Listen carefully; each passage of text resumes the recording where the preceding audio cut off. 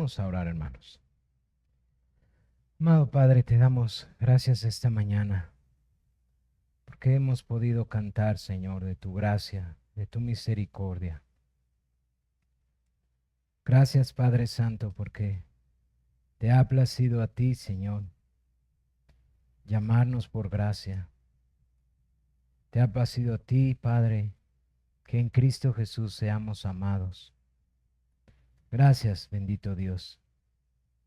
Gracias porque a ti te ha placido que el primer día de la semana tu iglesia se reúna para celebrar al Cristo sufriente, pero también al Cristo triunfante. Mi Señor Jesús, es por medio de ti que nos acercamos al Padre, suplicando que tu Santo Espíritu nos ayude esta mañana a acercarnos a tu palabra. Suplicamos, Señor, que tu Santo Espíritu nos capacite para poder considerar estas verdades, que ciertamente en nuestra mente pueden ser difíciles, Señor. Que ciertamente, Padre, no podemos mirar y palpar con toda su totalidad en algo que tú hayas creado, pero que ciertamente lo has dejado con toda veracidad y claridad en tu palabra. Padre, nos humillamos ante ti, reconocemos que toda tu palabra es verdad y reconocemos nuestra gran necesidad de conocer tu palabra, Señor. Por eso, mi Señor, suplicamos que te compadezcas, que me ayudes a poder explicarlo con claridad, a poder exponer tu palabra, Señor, a predicarla con gracia, Señor, con sabiduría, con temor. Pero, Padre, también suplicamos que tu Santo Espíritu esté aplicando tu verdad en nuestros corazones, Señor, para que podamos ser afirmados en tu verdad, Señor. Para que, Señor, tú te lleves esta mañana una vez más la gloria, la honra y la alabanza, mi Dios. Por favor, Señor, bendice tu palabra esta mañana y bendice a tu iglesia por medio de ella.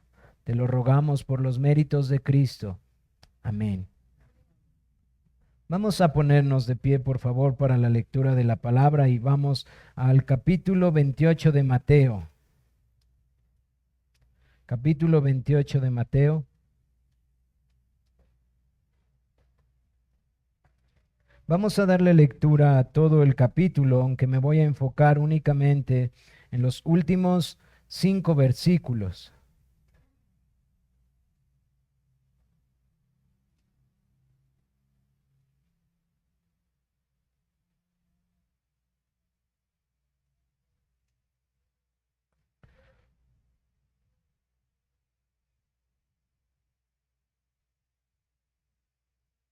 Capítulo 28 de Mateo.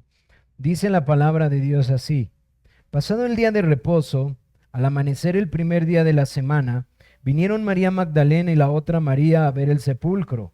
Y hubo un gran terremoto porque un ángel del Señor descendiendo del cielo y llegando removió la piedra y se sentó sobre ella. Su aspecto era como un relámpago y su vestido blanco como la nieve. Y de miedo de él los guardias temblaron y se quedaron como muertos. Mas el ángel, respondiendo, dijo a las mujeres: No temáis vosotras, porque yo sé que buscáis a Jesús, el que fue crucificado. No está aquí, pues ha resucitado como dijo. Venid, ver el lugar donde fue puesto el Señor. E id pronto y decir a los discípulos que ha resucitado de los muertos, y he aquí va delante de vosotros a Galilea. Allí le veréis. He aquí os lo he dicho. Entonces ellas, saliendo del sepulcro con temor y gran gozo, fueron corriendo a dar las buenas nuevas a sus discípulos. Y mientras iban a dar las nuevas a los discípulos, he aquí Jesús les salió al encuentro diciendo: Salve. Y ellas acercándose abrazaron sus pies y le adoraron. Entonces Jesús les dijo: No temáis, id y dad las nuevas a mis hermanos para que vayan a Galilea y allí me verán. Mientras ellas iban, he aquí unos de la guardia fueron a la ciudad y dieron aviso a los principales sacerdotes de todas las cosas que habían acontecido. Y reunidos con los ancianos y habido consejo, dieron mucho dinero a los soldados, diciendo: decid vosotros, sus discípulos vinieron de noche y lo hurtaron estando nosotros dormidos. Y si esto lo oyere el gobernador, nosotros le persuadiremos y os pondremos a salvo. Y ellos, tomando el dinero, hicieron como se les había instruido. Este dicho se ha divulgado entre los judíos hasta el día de hoy. Pero los 11 discípulos se fueron a Galilea, al monte donde Jesús les había ordenado. Y cuando lo vieron, le adoraron, pero algunos dudaban. Y Jesús se acercó y les habló diciendo: toda potestad me es dada en el cielo y en la tierra. Por tanto, id a ser discípulos a todas las naciones, bautizándolos en el nombre del Padre, y del Hijo, y del Espíritu Santo, enseñándoles que guarden todas las cosas que os he mandado, y he aquí yo estoy con vosotros todos los días hasta el fin del mundo. Amén. Podemos tomar nuestros lugares, por favor. Hermanos, hemos pasado por una serie de sermones que, como se los he tratado de recordar, tenía por propósito que conociéramos de manera bíblica quién es este Dios glorioso al cual estamos adorando esta mañana. El propósito de esta serie de sermones es que cada uno de nosotros pudiera ver a la luz de las Escrituras que nuestro Dios no solamente es digno de ser adorado, sino es muy digno de ser adorado por quien Él es. Y nos hemos enfocado en sus perfecciones, es decir, los atributos que su palabra describen acerca de Él. Y, hermanos, pudiéramos resumir esto en lo que hace 8 días y un domingo anterior estábamos viendo, que nuestro Dios es santo, santo, santo. Es decir, Él es trascendente. Él no es como ninguna otra cosa, o como Él lo dice: yo soy Dios y no hay ninguno como yo. Y este es el Dios que adoramos, hermanos. Y aunque quizás a lo largo de estas predicaciones hemos observado un poco acerca de la Divina Trinidad, no nos hemos detenido como esta mañana lo haremos. Y mi intención, hermanos, es que esta mañana podamos continuar esta serie de sermones acerca de quién es este glorioso Dios que adoramos, a la luz de cómo este Dios es glorioso en todo lo que Él es, incluyendo al Dios Padre, Dios Hijo y Dios Santo Espíritu. Porque, hermanos, no habría un sentido de que nosotros pudiéramos conocer a este Dios y adorarle si no entendemos lo que la Biblia nos enseña acerca de la Trinidad. Nuestra adoración aún puede ser muy deficiente si nosotros no entendemos cómo Dios se ha descrito como un solo Dios y 3 personas. Y quiero decirles algo, para muchos de nosotros quizás este tema es como un hermano decía, es mera tradición. Algunos de nosotros podemos afirmar esta verdad por mera tradición, porque así se nos ha enseñado: Dios Padre, Dios Hijo y Dios Espíritu Santo. Algunos otros quizás lo podemos afirmar, pero no alcanzamos a entender qué significa esto. Y peor aún, algunos de nosotros alcanzamos a entender estas verdades, pero no alcanzamos a entender el impacto que tiene esto para la vida de la iglesia y para nuestra devoción personal, hermanos. Así que mi intención es poder concluir esta serie de sermones con el propósito de que entendamos que adoramos a un Dios trino, Padre, Hijo y Santo Espíritu, y que podamos verlo a la luz de su palabra y afirmar nuestros corazones en esta verdad. Ahora, hermanos, como yo oraba, no es un tema sencillo, no es algo que podamos ver algún homólogo o alguna imagen en la creación. De hecho, hay muchos grandes errores en la iglesia por tratar de hacer una similitud de lo que la Biblia nos enseña acerca de la Trinidad con algo creado.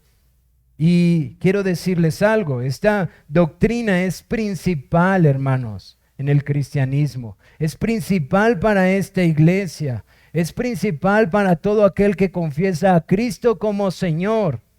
De hecho, amados hermanos, yo espero que lo que hemos estado viendo acerca de quién es Dios pueda llevarnos a gozarnos y a adorar a Dios de tal forma que podamos defender esta doctrina hasta donde el Señor así lo determine.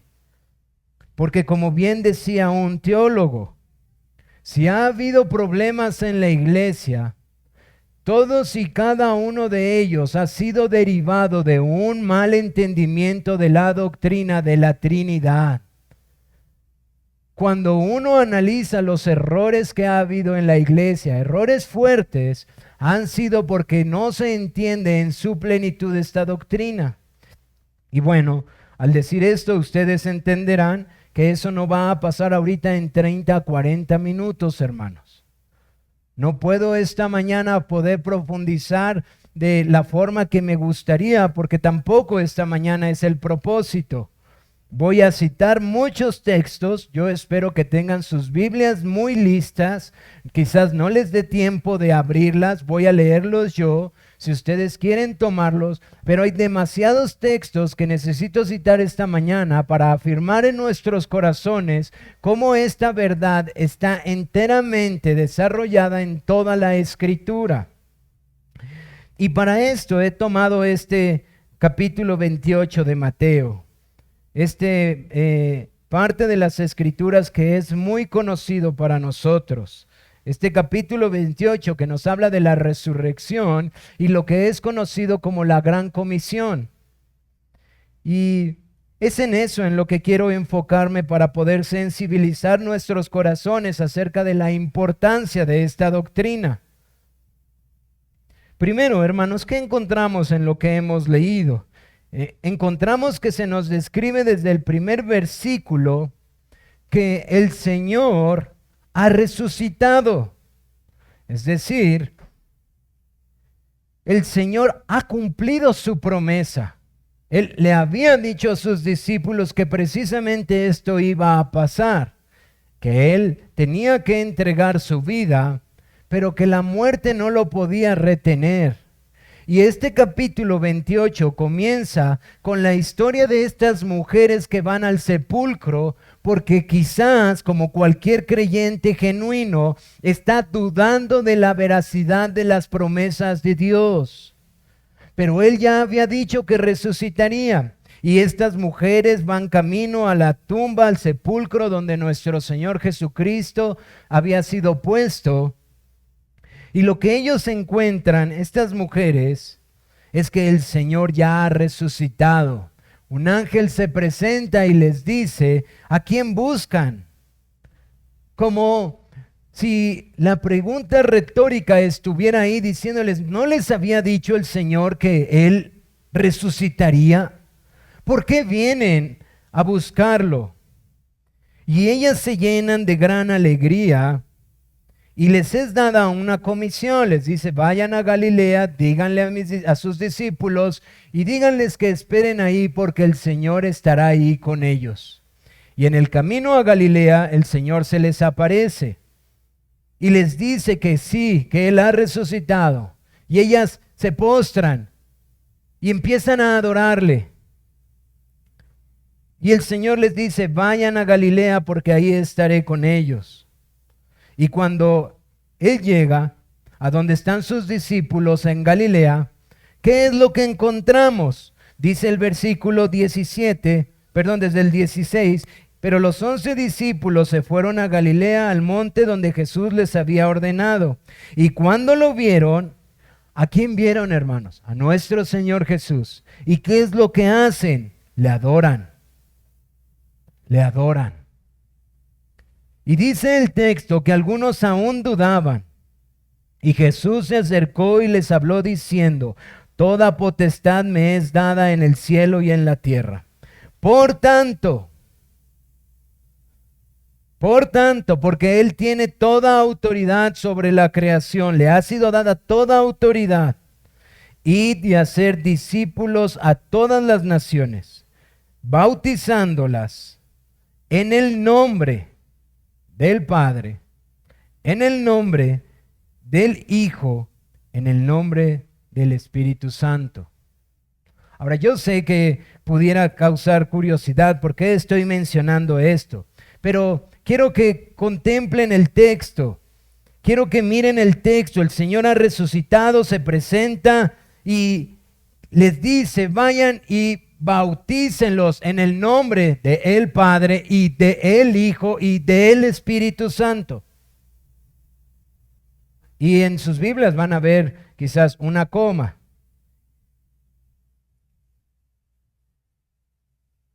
Y tú deberías de preguntar qué está pasando aquí, porque nosotros lo leemos y nuevamente se ha vuelto tanto este texto una costumbre, pero acaba de ser crucificado el Mesías esperado, la simiente de David, el profeta que le había sido profetizado a Moisés.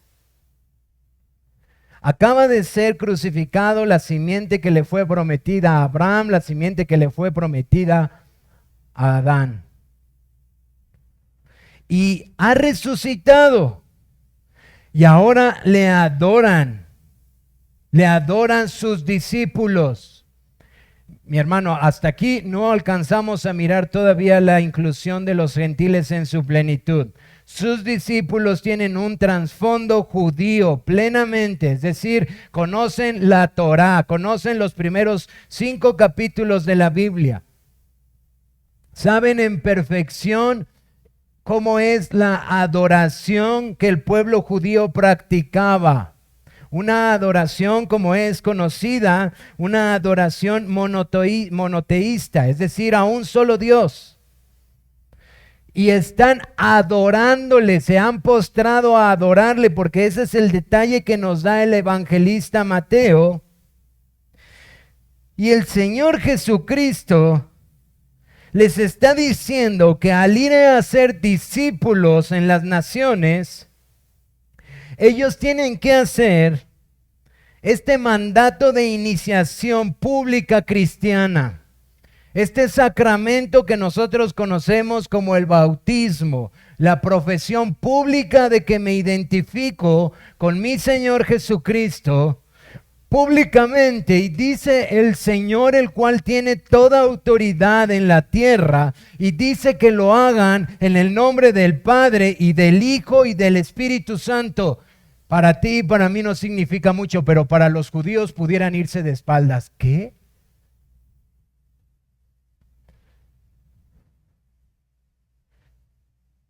Les está diciendo que este proceso de iniciación a la religión cristiana públicamente debe de ser en el nombre del Padre y del Hijo y del Espíritu Santo.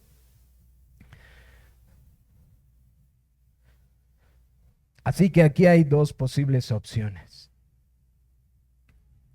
O esto es un error y no tiene nada que ver con la religión verdadera que todo el Antiguo Testamento enseña,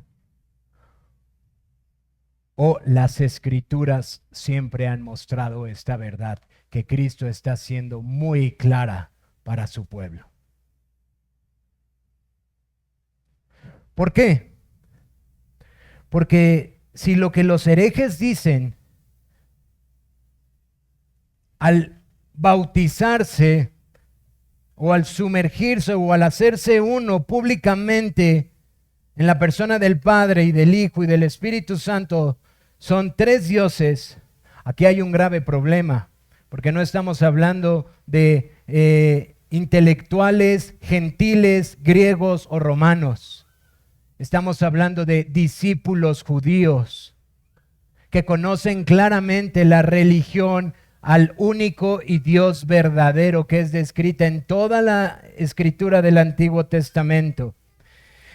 Y a estos discípulos se les está ordenando que vayan y bauticen en el nombre del Padre y del Hijo y del Santo Espíritu.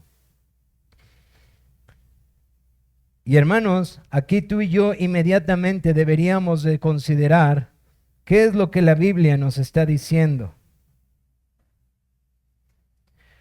Porque nuestra Biblia literalmente dice en el nombre. en el nombre. Y hasta ahí, hermanos, todo tiene que ver con el trasfondo que ellos tienen en sus mentes de la religión que sus padres les enseñaron, que sus padres les enseñaron y que sus padres les enseñaron. Porque Deuteronomio capítulo 6, verso 4 dice: Oye Israel, el Señor nuestro Dios, el Señor uno es. Es decir, el nombre singular aludiendo al único Dios verdadero. El conflicto que aparentemente pudiera mostrarse aquí es que en la misma similitud y en la misma sentencia, en la misma, oración, lo que está diciendo Cristo es que en el nombre de Dios, el único Dios verdadero, sean bautizados en el nombre del Padre y del Hijo y del Santo Espíritu. Es decir, no solamente está hablando de la singularidad de Dios, sino también está hablando de la pluralidad de personas en la misma oración y dándoles el mismo valor. Ahora, ¿pudiera ser difícil? Claro que es difícil, hermanos. Pero esta es la verdad revelada de Dios con respecto a Él mismo. Los creyentes creemos en un solo Dios, y esto lo refleja en este texto, bautizándolos en el nombre de Dios. No en los nombres, no hay muchos nombres, no hay muchos dioses. Es un solo nombre, el del Padre, el del Hijo y el del Espíritu Santo. Es un solo nombre, el nombre del Padre y del Hijo y del Espíritu Santo. Y los que son bautizados en el nombre del Padre y del Hijo y del Espíritu Santo son bautizados en un solo Dios. Ahora, considera qué significa esto. Porque nuestra tradición quizás nos lleva a decir: hermano, claro que yo confieso eso contigo. Qué bueno. Porque si no, tendrías que reconsiderar dónde está tu fe fundamentada. Si no puedes confesar y creer esto. ¿Cómo lo definen los teólogos de la confesión que nosotros abrazamos?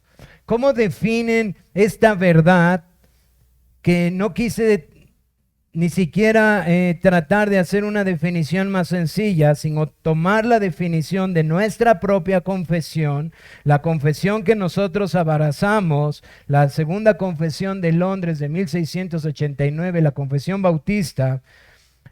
Y observen lo que dicen para que podamos tú y yo entender que aunque no es algo sencillo, es algo 100% bíblico. Y somos llamados a confesarlo y a creerlo y a abrazarlo.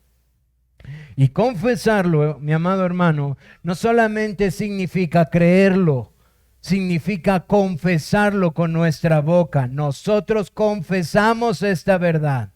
Creemos en un solo Dios. Y este Dios es Dios Padre, Dios Hijo y Dios Santo Espíritu. Dice la definición: en Dios hay tres subsistencias: el Padre, el Verbo o Hijo y el Espíritu Santo, de una sustancia, un poder, una eternidad, teniendo cada uno toda la esencia divina.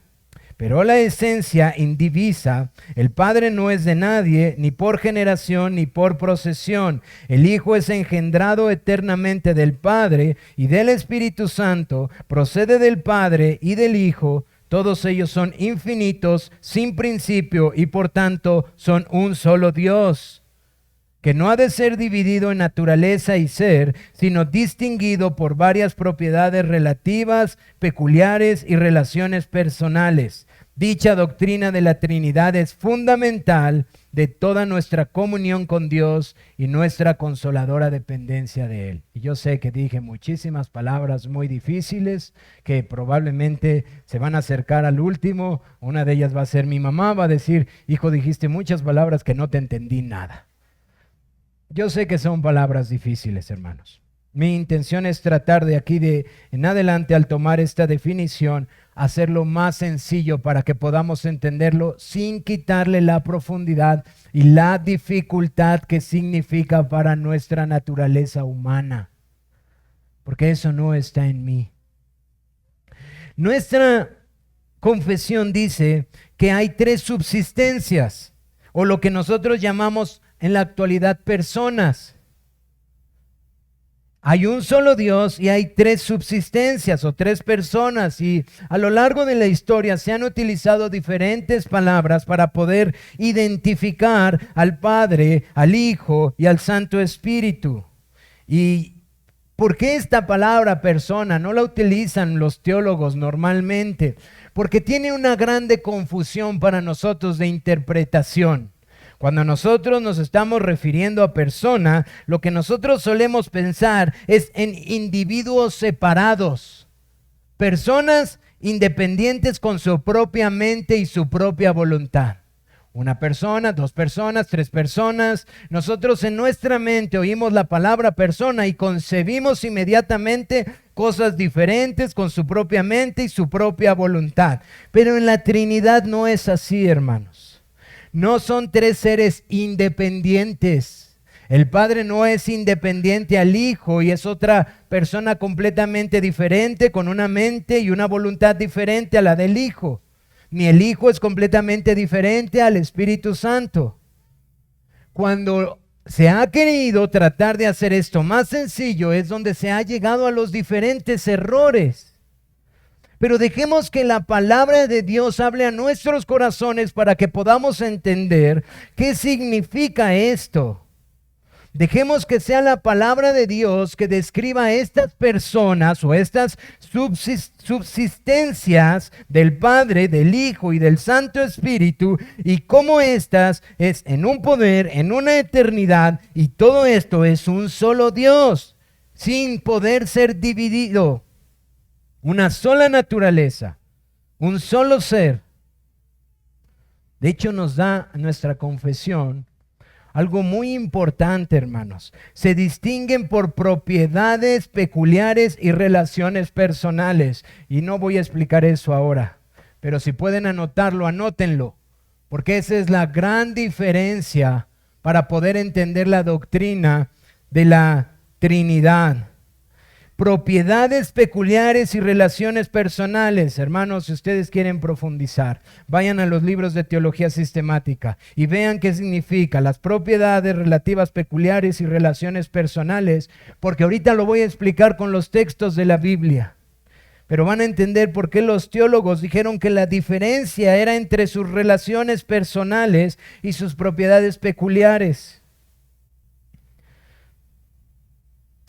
Algunas veces, por la falta de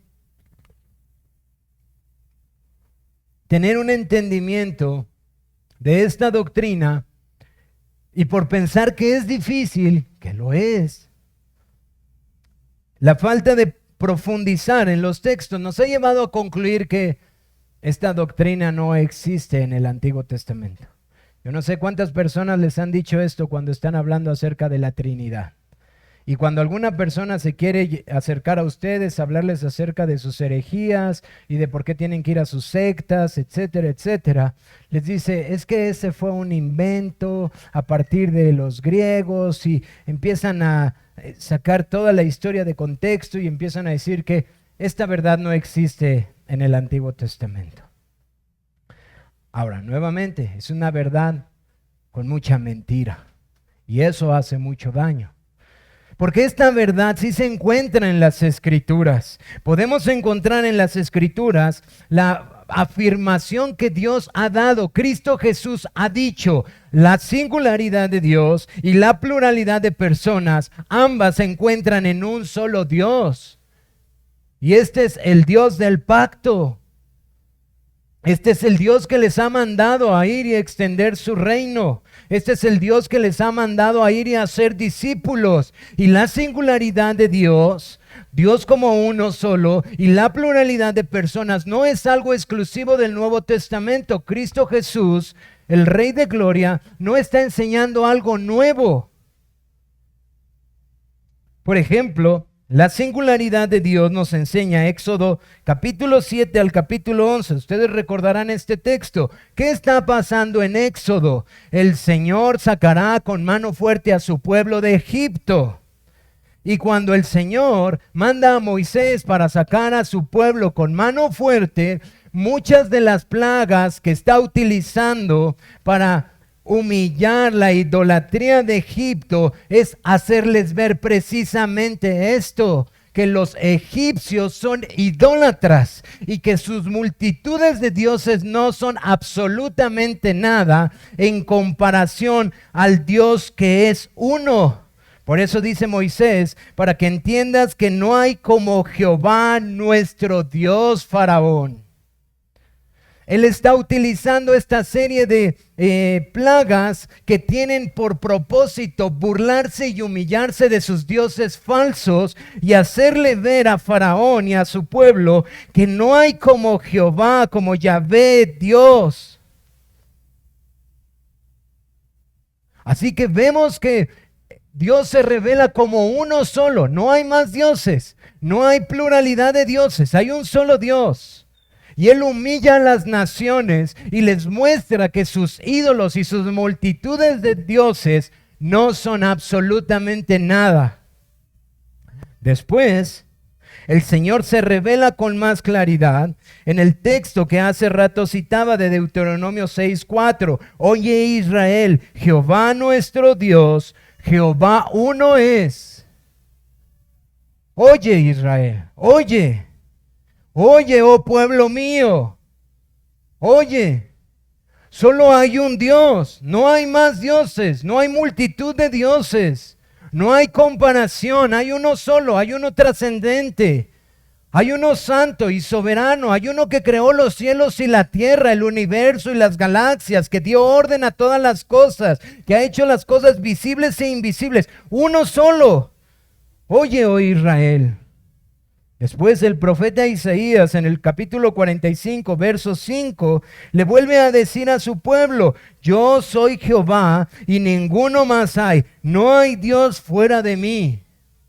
Así que esta verdad que Cristo Jesús le está diciendo a sus discípulos, con la cuales su pueblo se tiene que identificar públicamente, es que hay un solo Dios. A un solo Dios sirven. A un solo Dios han sido llamados a adorarle. Y esta verdad existe no solamente en el Nuevo Testamento, a lo cual yo sé que para muchos de ustedes eso era entendible. Pero ¿qué hay de la pluralidad de personas, hermanos?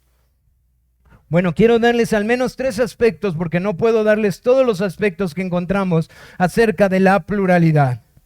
Uno que no voy a mencionar, por si alguno de ustedes se lo está preguntando, es el nombre de Elohim, el plural. No creo que sea un argumento muy fuerte para hablar de la pluralidad de las personas, hermanos.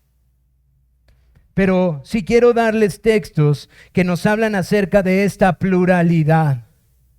Por ejemplo, cuando encontramos en las Escrituras el consejo que existe entre estas personas, es decir, el consejo que existe en Dios, pero que vemos una pluralidad de personas cuando Él se está refiriendo a sí mismo. Por ejemplo, Génesis 1:26 dijo, entonces dijo Dios, un solo Dios, hagamos. Y entonces vemos que hay un solo Dios y hay un consejo de pluralidad de personas. Hagamos al hombre a nuestra imagen, conforme a nuestra semejanza. Génesis 3:22, después de la caída, dice, y dijo Jehová Dios, he aquí el hombre es como uno de nosotros. Y mis hermanos, no podemos decir que en esta fórmula que está hablando el Señor, Dios está hablando de sí mismo y de los ángeles, que los está poniendo a su mismo nivel, porque eso contradice la singularidad que Dios habla de sí mismo. No hay otro como Él. Así que Él está hablando como un solo Dios, pero está hablando de una pluralidad de personas en el consejo de lo que Él está actuando. Génesis 11, versículo 7, en la Torre de Babel, dice: ahora pues descendamos y confundamos allí su lengua. Así que vemos un constante hablar de un Dios, uno solo, la singularidad y la pluralidad de personas en el consejo del decreto de Dios. Isaías 6:8, este texto debe de estar muy fresco en nuestros corazones. Lo hablamos hace 8 días y hace unas semanas atrás. ¿A quién enviaré?, dice en la visión a Isaías, ¿y quién irá por nosotros? Así que hay muchos textos en el Antiguo Testamento que nos dejan ver esta singularidad al mismo tiempo del consejo de la pluralidad de personas en Dios. Pero hermanos, cuando vamos al Antiguo Testamento, también vemos una distinción entre Dios y el Espíritu de Dios, y lo observamos en los mismos textos. Por ejemplo, en la creación dice que el Espíritu de Dios se movía sobre la faz de las aguas. Isaías 63:10 dice: mas ellos fueron rebeldes e hicieron enojar a su Santo Espíritu. Que por cierto, cuando lleguemos aquí ustedes se van a dar cuenta que Isaías 63 está haciendo un eco de Jehová Dios, el creador de los cielos y de la tierra. Isaías está citando al único Dios creador, que era lo que constantemente hacían los profetas, y está diciendo que el pueblo de Israel fue rebelde e hicieron enojar a su Santo Espíritu. Isaías 48:16 dice: y ahora me ha enviado Jehová el Señor y su Espíritu. Así que otra vez nos damos cuenta que hay un Dios, pero hay pluralidad de personas, y en este texto vemos al Santo Espíritu también ser revelado. Ahora, hermanos, esto también lo podemos mirar en las Escrituras, cuando en el Antiguo Testamento el Señor sigue revelando el propósito salvífico, redentor del Rey ungido, del Rey mesiánico. Si nosotros vamos a los textos que encontramos en el libro de los Salmos, que nos hablan acerca de este Rey Mesías, este Rey ungido, que vendría a salvar a su pueblo y a darles libertad, el verdadero Israel, con un verdadero y nuevo éxodo para la nueva Jerusalén. Hermanos, es bien importante que nosotros observemos que este rey no es un rey humano únicamente. Este rey ha sido elevado hasta lo más alto y puesto al mismo nivel que Dios mismo. Por ejemplo, observamos Salmo 2:7. Dice: mi hijo eres tú, yo te engendré hoy. Dios está hablando así del rey mesiánico. Salmo 45, versículos 6 al 7, hablando del trono de este rey, dice: tu trono, oh Dios, es eterno. Así que este rey mesiánico iba a ser más que únicamente de la simiente de David. Iba a ser más que solamente un descendiente humano de David. De hecho, el Salmo 110, verso 1, que es citado también por el Señor Jesucristo, dice: Jehová dijo a mi Señor, siéntate a mi diestra. Así que vemos a este rey mesiánico, a este rey esperado por su pueblo, que es puesto al mismo nivel que Dios. Y hermanos, observamos en el Antiguo Testamento no solamente hablar de la singularidad de Dios, sino de la pluralidad de personas en el consejo, aunque no se nos diga con claridad el Padre, el Hijo y el Santo Espíritu. Pero sí observamos en el Antiguo Testamento que en en los textos que hemos citado, al hablar de Dios, hay una diferencia incluso entre la persona de Dios y la persona del Santo Espíritu. La persona de Dios y la persona del Rey mesiánico, o como después es revelado con toda claridad, el Cristo. Y en el Nuevo Testamento, hermanos, esto es mucho más claro. Mucho más claro. Por ejemplo, nos acercamos al Nuevo Testamento y la singularidad no termina. No dejamos de ver a un solo Dios, hermanos. Por eso hablábamos cuando pasábamos acerca de los sermones de que hay un solo Dios. No es la suma de sus atributos, tampoco es la suma de sus personas, hermanos. No es que Dios sea 33.3% hijo, 33.3, etcétera, etcétera, etcétera. Pablo le dice a Timoteo en el capítulo 2, verso 5 de su primer carta, porque hay un solo Dios y un solo mediador entre Dios y los hombres, Jesucristo hombre. Pablo le dice a los Gálatas en el capítulo 3, verso 20, y el mediador no lo es de uno solo, pero Dios es uno. Cuando está hablando acerca del propósito de la ley y el pacto y la promesa.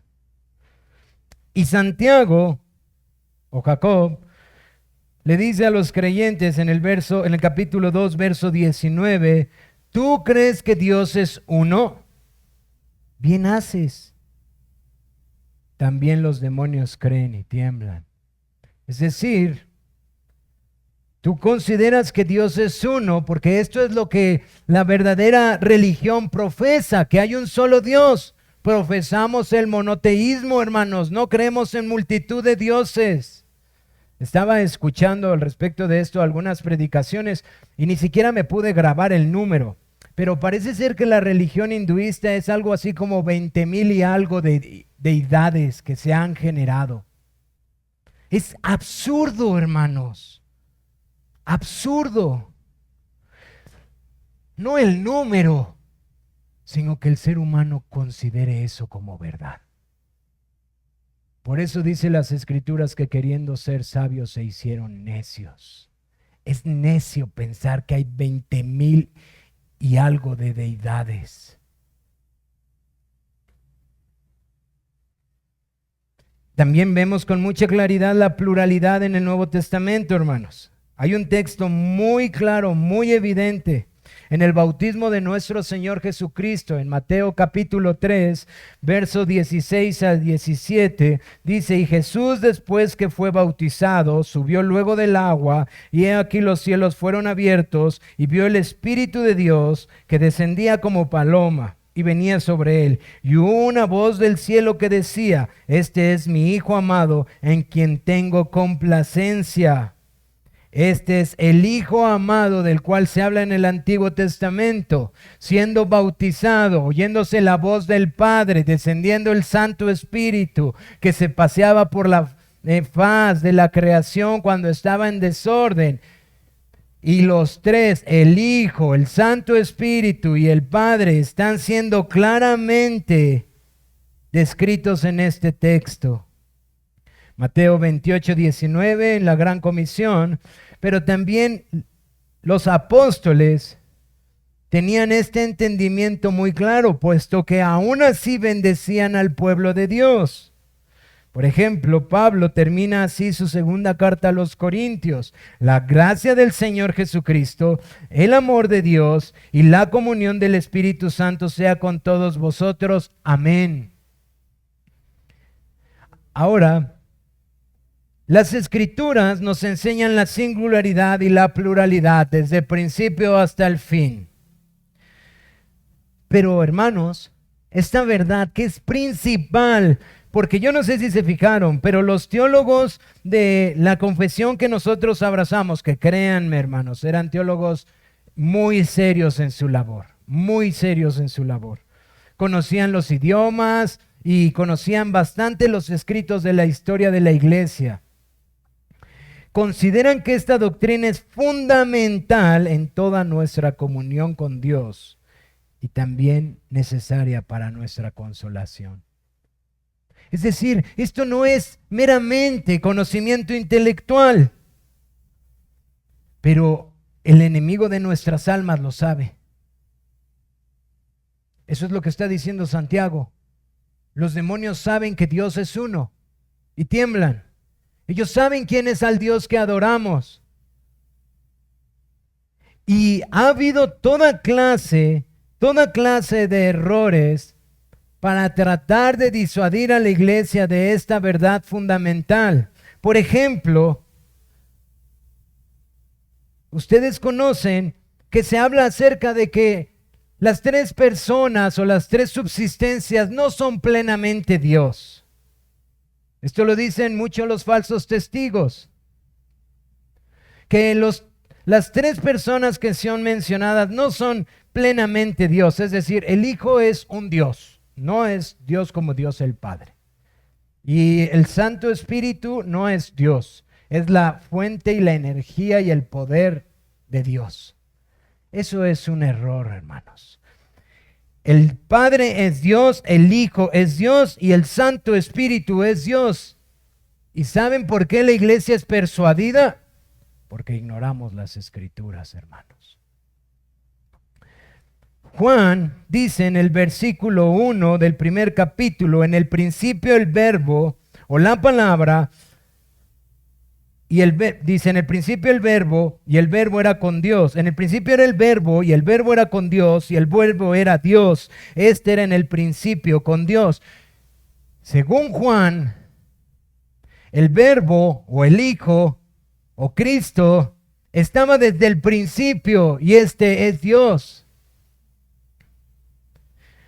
La proclamación de Tomás después de la revelación de la santidad de Cristo lo llevó a confesar temiendo, Señor mío y Dios mío. En Juan 20:28, Tomás dijo esto del Señor Jesucristo, Señor mío y Dios mío.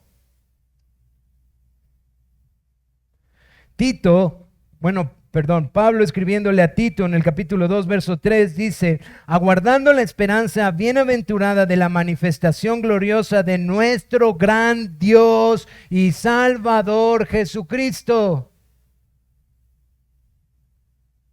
Colosenses 2, verso 9, el apóstol Pablo, hablando de Cristo, dice, porque en él habita corporalmente toda la plenitud de la deidad.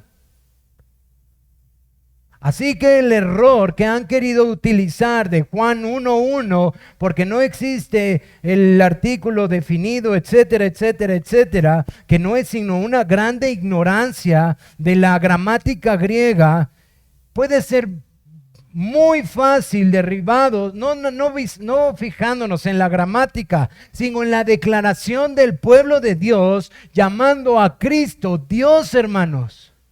Si Cristo es llamado Dios, cualquier persona que diga que Cristo es un Dios menor o que es como Dios tiene un grave problema.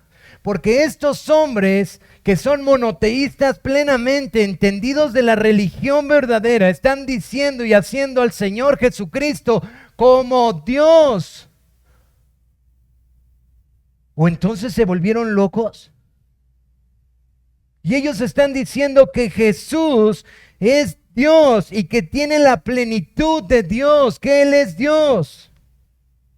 De hecho, Pablo a los filipenses les dice, el cual siendo en forma de Dios, no estimó ser igual a Dios como cosa a que aferrarse. No estimó ser igual a Dios. Entonces, ¿de dónde obtenemos que es diferente? Que es de menor valor. ¿De dónde consideramos que podemos tomar un texto mal utilizado y decir que Jesús es menos Dios? ¿O qué hay acerca del Santo Espíritu? ¿No veíamos en el capítulo de Hechos, capítulo 5, en el libro de Hechos, capítulo 5, cuando la santidad de Dios es revelada, que después de que Ananías y Zafira pecaron, claramente los apóstoles les dicen, ¿por qué han pecado contra Dios el Santo Espíritu?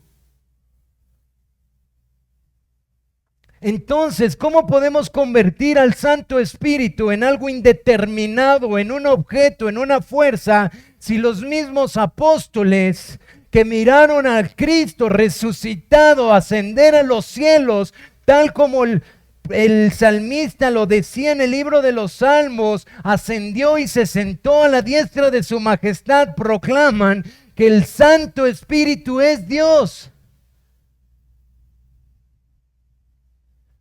Y que han mentido contra Él. No se miente contra una fuerza, no se miente contra un objeto. No tiene valor moral, hermanos. Y sin embargo, el haber mentido contra el Santo Espíritu hizo que la santidad de Dios se revelara y el juicio de Dios viniera sobre ellos y el pueblo de Dios temiera a este Dios trascendente. Hermanos, nuestro Señor Jesucristo, hablándole a sus discípulos de su muerte, Él les promete algo importante. Que cuando Él se vaya, el Consolador o el Ayudador vendría para estar con ellos. Fíjense, porque el enemigo de nuestras almas lo sabe. Si el Santo Espíritu es una fuerza, una energía, algo meramente incorpóreo, gracias, algo plenamente no Dios, tú y yo no tenemos ninguna esperanza consoladora de quién nos va a ayudar cada momento hasta el fin. Pero Cristo les dijo, cuando venga el Consolador, a quien yo os enviaré del Padre, el Espíritu de verdad, el cual procede del Padre, Él dará testimonio acerca de mí. Mi amado hermano, si esta verdad no habla de que el Espíritu Santo es Dios y es enviado por el Padre, en vano tú y yo vamos a predicar el Evangelio. Porque el Hijo prometió enviar al Santo Espíritu para que le revele a Él. No una fuerza inmaterial. Y no tenía pensado, pero hoy en la mañana meditando, hermanos, y ahora van a tener que tenerme paciencia porque no tengo todos los textos en mi mente memorizados. Ya no veía necesario, pero quizás es importante mencionar. Hay textos donde esta singularidad y esta pluralidad se hablan en el mismo texto acerca de las personas y de Dios.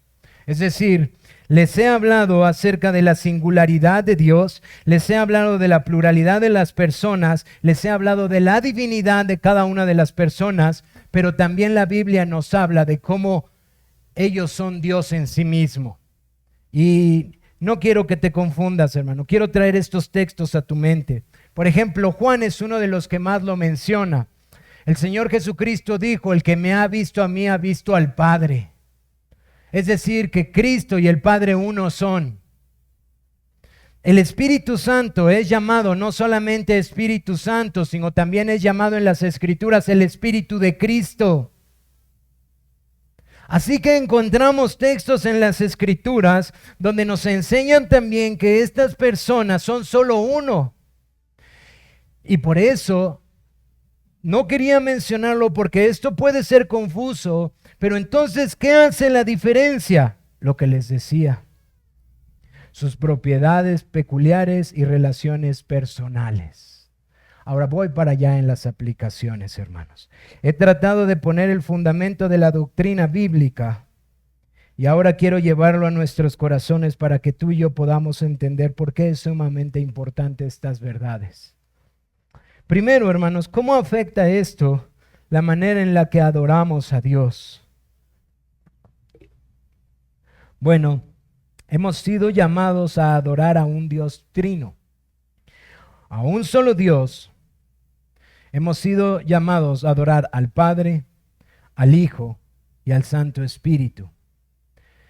Y yo sé que ahí entendemos todo, pero ahora quiero llevar tu corazón en lo que la Biblia nos enseña con respecto a esto. Adoramos al Padre porque el Padre ha enviado a su Hijo para salvarnos. Es decir, tú y yo llenamos nuestros afectos de adoración al Padre porque al Padre le plació enviar a su Hijo. Adoramos al Hijo porque el Hijo se hizo hombre y dio su vida para salvarnos. No fue el Padre el que vino, sino el Padre que envió al Hijo, y el Hijo que vino a este mundo y tomó una forma de hombre. 100% hombre, 100% Dios.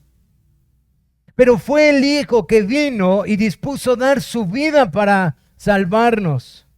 Y adoramos al Santo Espíritu porque fue el Santo Espíritu de Dios quien capacitó para que estas verdades que tú y yo estamos escuchando esta mañana puedan tener vida en nuestro corazón. Es decir, si el Santo Espíritu de Dios no aplica estas verdades en nuestros corazones, para nosotros son solamente mero conocimiento intelectual e histórico, como para muchos de los que me están oyendo esta mañana. Es decir, solo es una formulación teológica, no tiene ningún sentido. Pero adoramos al glorioso Santo Espíritu de Dios que abrió nuestros ojos y nos hizo mirar a Cristo como suficiente Salvador. Adoramos al Santo Espíritu que puso en nuestro corazón la capacidad para mirar nuestro pecado delante de la santidad de Dios y poder mirar al Hijo que se hizo hombre y se humilló y pudo venir para salvarnos. Así que nuestra adoración es enteramente trinitaria, porque sus actos son distintos de cada uno.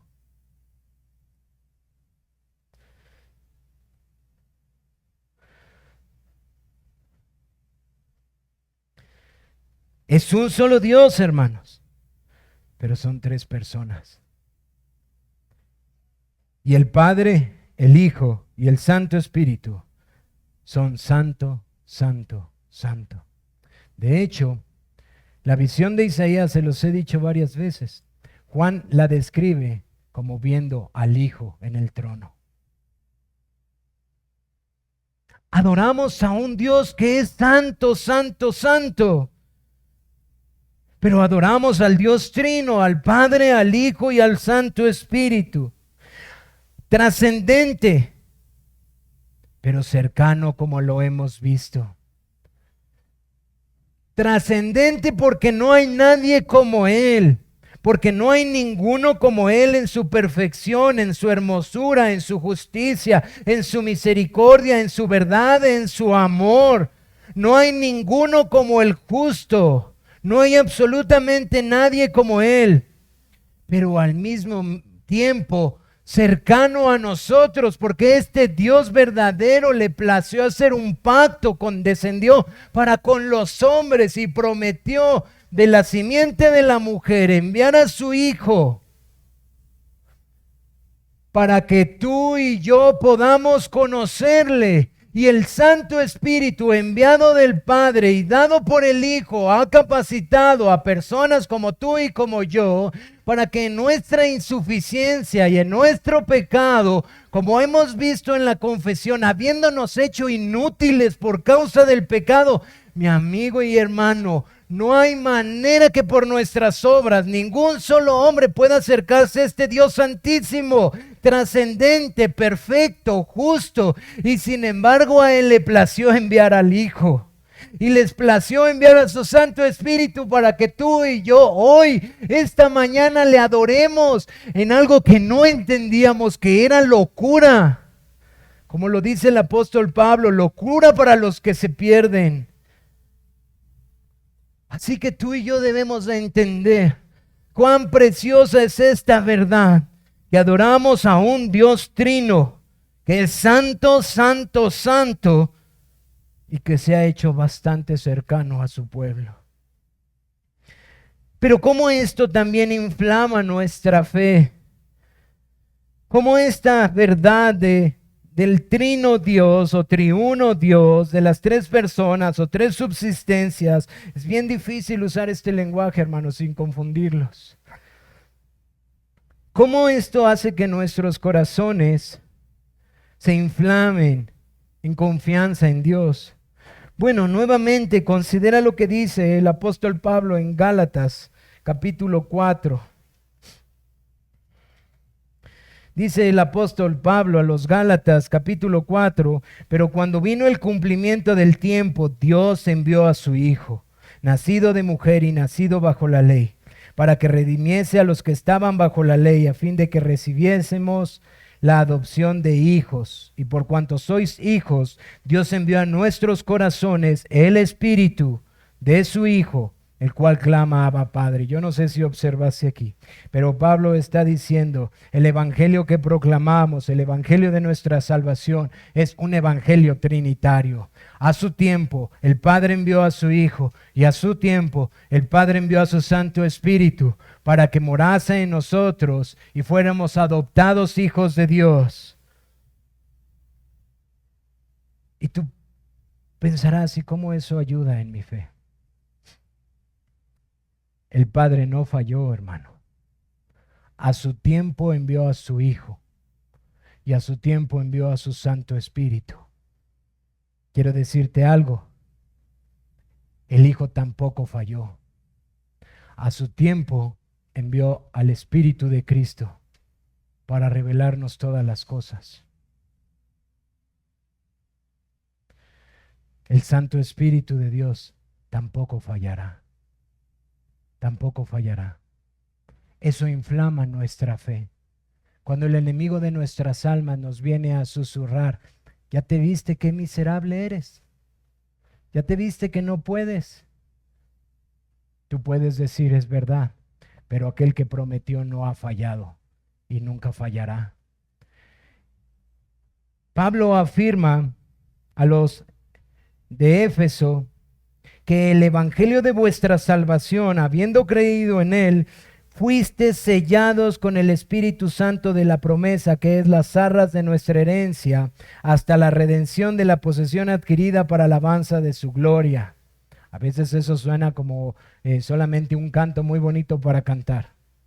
Pero el apóstol Pablo está diciendo exactamente lo mismo que estoy queriendo decirles de lo que les dijo a los Gálatas. En el evangelio de nuestra salvación, un evangelio trinitario, nosotros hemos recibido al Santo Espíritu de su promesa, de la promesa del Padre y de la promesa del Hijo, como la evidencia, como las arras, como lo que sella la promesa de nuestra herencia, de lo que hemos adquirido en Dios. Es decir, si tú dices, ¿cuál es la evidencia de que Dios no va a fallar? ¿Cuál es la evidencia de que su promesa no va a fallar? El apóstol Pablo les está diciendo a los creyentes en Éfeso, considera al Santo Espíritu que te fue dado como esa premisa, como esa arra que sella la verdad de que Él no va a fallar. El Espíritu Santo, el cual te ha capacitado para mirar lo que tú y yo antes no veíamos. Tú y yo no veíamos nuestro pecado, quizás éramos moralistas, quizás podíamos ver un poquito de mal, pero nunca hemos visto el pecado con desprecio hasta que no viene el Espíritu Santo, que es santo, santo, santo, y nos capacita para ver nuestro pecado como lo que es, abominable a Dios. Y dice, considera eso que Dios te ha dado como las arras de la promesa de lo que Dios te ha dicho que estás por heredar, para que consideres que aquel que prometió no ha fallado. Eso es lo que quiere animar a los creyentes por medio de un evangelio trinitario. Por último, ¿cómo consideramos esta verdad para nuestra santificación? Bueno, aquí no hay gran ciencia. Aquí hay un medio de gracia precioso para todo alma débil y pobre. Y este medio de gracia para nuestra santificación es la oración. ¿Tú quieres pensar cómo esta verdad nos va a ayudar a ser santificados? el Señor nos ha dejado un medio de gracia que es la oración, una oración trinitaria, para que tú y yo crezcamos en santidad. No grandes señales, no grandes milagros, no grandes dones, sino un hermoso medio que solamente Dios conoce en lo privado y que es plenamente trinitario, para que tú y yo avancemos en nuestra lucha diaria. Porque según el Señor Jesucristo, enseñando a sus discípulos a orar, nosotros nos presentamos ante el Padre. Mateo 6 enseña esto a sus discípulos. Nosotros nos presentamos ante el Padre, pero no lo hacemos por nuestros méritos. No lo hacemos ni siquiera porque nos hemos bautizado. Lo hacemos única y exclusivamente, como lo dice el autor de Hebreos, por aquel gran sumo sacerdote, Cristo Jesús, nuestro intercesor. La forma en la que tú y yo podemos crecer en santidad es en donde nadie lo ve, pero aquel que nos puede ayudar, nos acercamos por el único mediador que Él ha puesto, su Hijo. Y ¿sabes algo? No lo hacemos en nuestras fuerzas, porque a veces nos pasa. Tú y yo decimos, tenemos que orar. Ahora sí voy a echarle muchas ganas, voy a orar 3, 4 horas.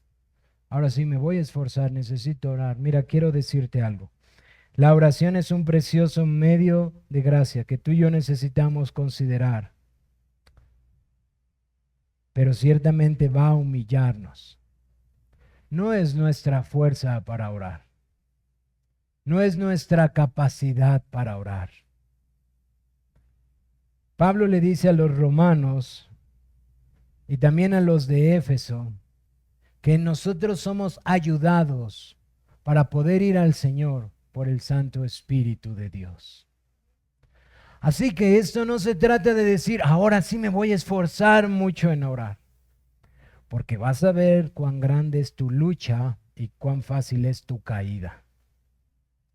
Tú y yo debemos de aprender que nuestro ayudador, el Santo Espíritu de Dios, nos ha sido dado para ir a los pies del Padre y presentarnos por medio del Hijo, porque tú y yo no tenemos nada que presentar sino mucho pecado, mucha ignorancia, mucha incapacidad, y ser recibidos por el perfecto Hijo de Dios, ayudados por el Espíritu Santo, y poner nuestras cargas delante de Él. Como dice el apóstol Pablo, por medio de Él, Cristo, los unos y los otros tenemos entrada por un mismo Espíritu al Padre. Este es un precioso medio para acercarnos a un santísimo Dios, aquel que trasciende, aquel que no cambia, aquel de que hemos visto que no se somete a pasiones humanas como tú y como yo, aquel que dijo y cumplirá todo lo precioso que hemos visto. El Señor nos ha dejado un medio hermoso, la oración, ayudados por su Santo Espíritu, para crecer y avanzar. Amigo que estás entre nosotros, que no has puesto tu fe en Cristo, estas verdades, como te he dicho, las has escuchado o en la escuelita o leídas por tu papá en la Biblia, en los devocionales familiares, las has leído en tu propia Biblia, pero quizás aún no resplandecen en tu corazón. Quizás el Hijo para ti no sigue siendo glorioso. Quizás aún te cuesta trabajo entender, como le dijeron los apóstoles, al Rey de Gloria que anunciaba el salmista, fue al que crucificaste por tus pecados. Quizás aún no te ha alumbrado el entendimiento. Así que esta mañana queremos rogarte que vengas de este trino Dios, para que no sigas recibiendo mayor condenación sobre tu propia vida, porque el Dios Santísimo no cambia. El escuchar la verdad de que el pecado es abominable delante de Dios y seguir en tus pecados como los moabitas, los de Babilonia y todas las naciones, e incluso muchos de nosotros antes de escuchar el llamado de Cristo, solamente hace que acarrees más condenación y más juicio. ¿Por qué no vienes a Él y consideras la obra de su Hijo, que se hizo hombre, a Jesucristo, y clama al Padre y suplícale que su Santo Espíritu te ayude para ver lo que no ves? ¿O crees que acaso Dios no puede escucharte? ¿O crees que Él negará a alguien su Santo Espíritu? Déjame decirte algo, Él dijo que no, que Él no niega a nadie su Espíritu Santo. Si tú puedes esta mañana considerar que esta verdad no es preciosa para tu corazón, que aún no puedes aborrecer lo que Dios aborrece y no puedes amar lo que Él ama, que esto sigue siendo una religión intelectual, formalista para tu vida, entonces quiero suplicarte, clama al Padre, mira a Jesús sufriendo en tu lugar y ruégale que el Espíritu de Dios te capacite para mirarle y amarle y arrepentirte, para sentir el dolor que nunca has sentido, porque hasta el día de hoy amas tu pecado. Quizás las consecuencias de uno y a otro pecadito te duelen, te pesan. Pero no has entendido que contra Dios has pecado, que Él te ha observado, que el omnisciente, omnipresente y el omnipotente en cada instante te observa. Así que quiero rogarte, suplícale al Señor que su Santo Espíritu te capacite, porque ¿sabes algo? Ni la persona que está al lado, ni yo, ni nadie en este mundo puede abrir tus ojos, nadie puede quitar el velo. No estés esperando a un gran predicador o una canción sentimental. No estés esperando el momento adecuado, como muchos desperdician su vida y van a la condenación. Considera este trino Dios glorioso en su majestad y clama a Él y suplica el perdón. Y si tu corazón dices que no puedo, entonces cree que Él te dará su Espíritu para poder. No dudes. Tú puedes dudar de mí y puedes dudar de cualquier persona en este lugar, pero no tienes una sola razón, ni ningún hombre tendrá una sola razón para dudar de aquel que prometió. Así que cree en Él, por favor. Vamos a pasar a la cena del Señor, hermano.